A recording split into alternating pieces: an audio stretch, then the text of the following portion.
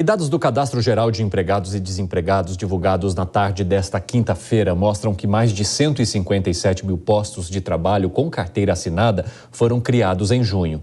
A Letícia Miyamoto vai chegar com as informações agora. Qual é o saldo de vagas do CAGED nesse primeiro semestre, Letícia? Muito bem-vinda, boa noite para você.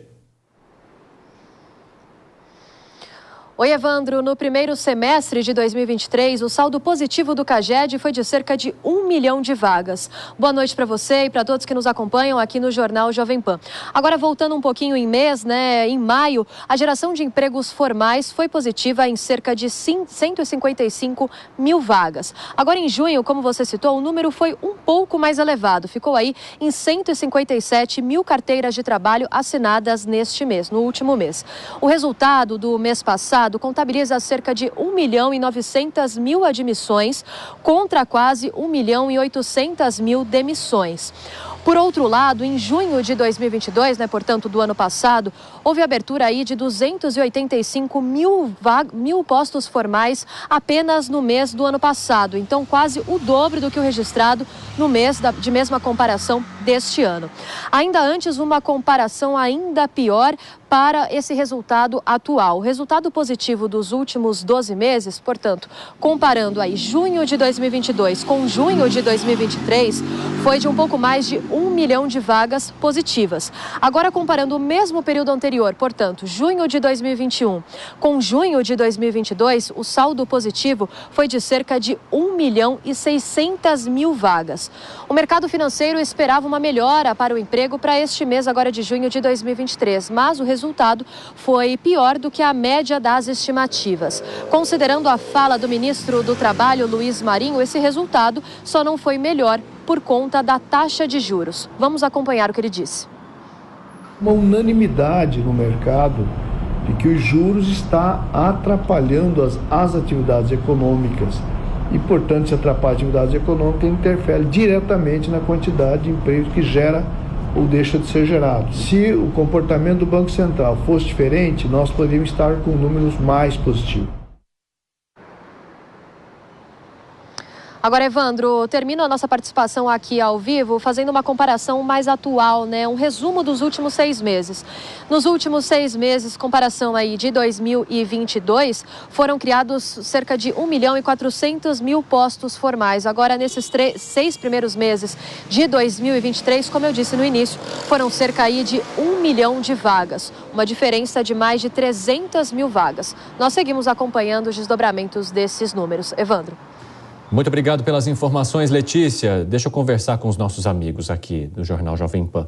Dora, num desses debates que eu vou comandando aqui na Jovem Pan, eu ouvi a seguinte frase, que quando o assunto é economia, o trabalho da oposição e será difícil, porque os resultados têm vindo melhores do que muitos esperavam e até ao contrário das críticas que têm sido feitas. Esse número do CAGED ajuda a engordar essa situação?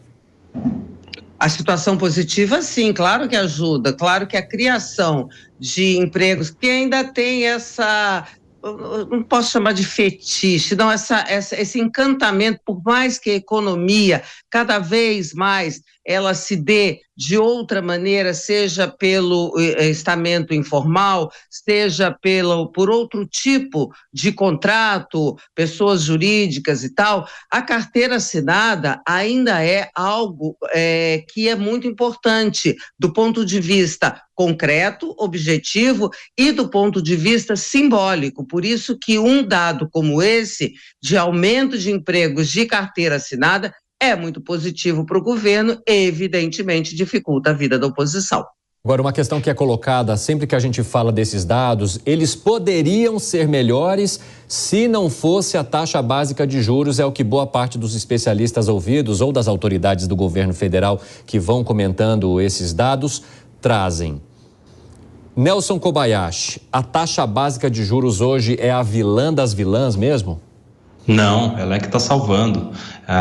Esses números poderiam ser muito piores se nós tivéssemos um estado de inflação que hoje é segurado pela taxa básica de juros, que é alta, que não é o ideal, mas que é necessária.